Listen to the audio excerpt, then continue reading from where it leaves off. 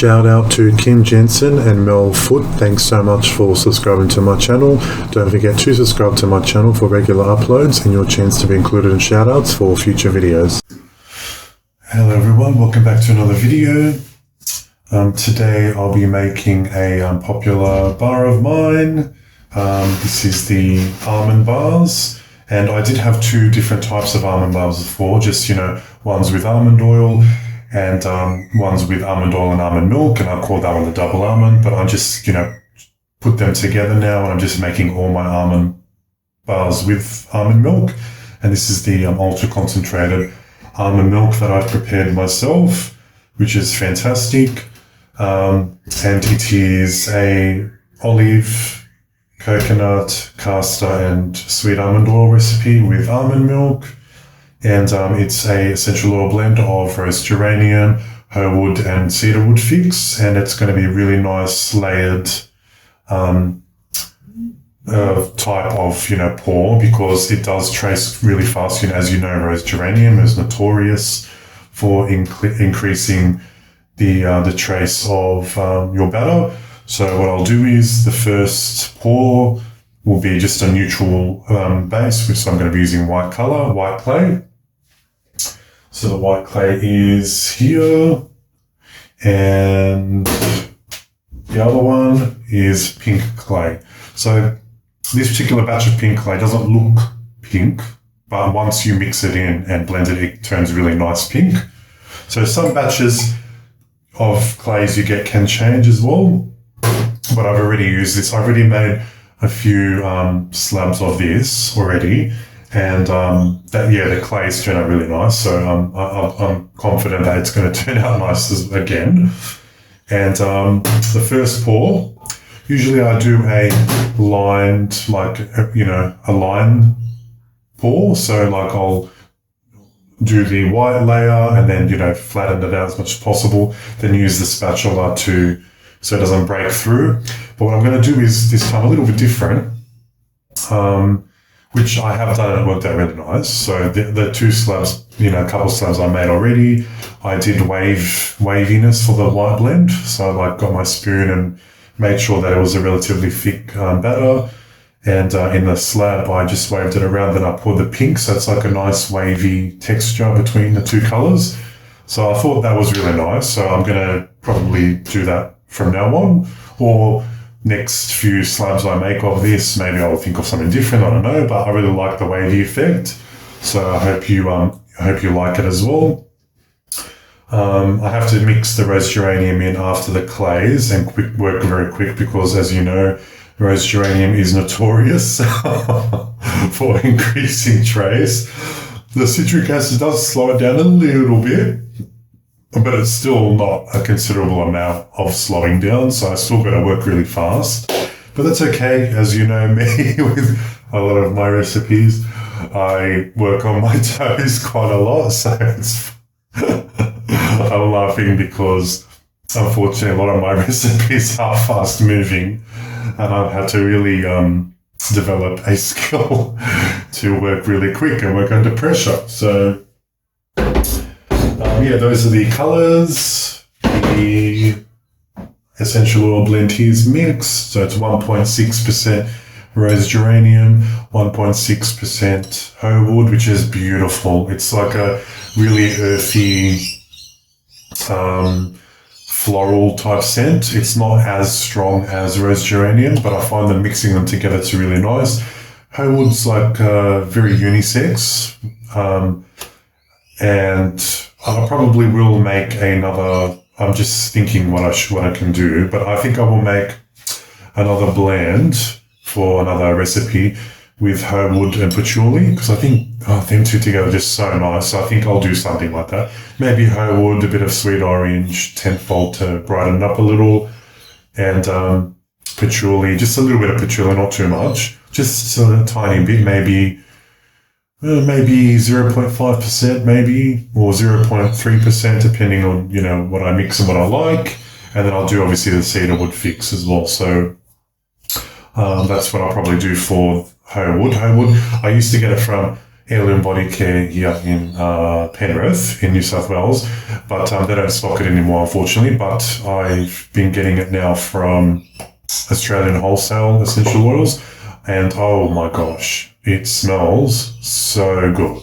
It is just one of those oils you have to really smell. It's really unisex. I quite like it. I'm not a huge fan of floral smells, and of course, this is a floral smell all around, but I'm not making these bars for me, so I'm making these bars for people that like it. But yeah, her wood is slightly floral, but it's just got that nice woodiness to it, that nice earthiness to it. It's just really, really nice. I highly suggest you try her wood if you haven't tried her wood before. So yeah, now this is, what temperature is this? That's 28. And about my lime water, 39, yeah. So I'll wait for my lime water to cool down a few more degrees, because almond oil, I find, especially virgin almond oil, it tends to speed up trace. The refined almond oil doesn't seem to do it, but I find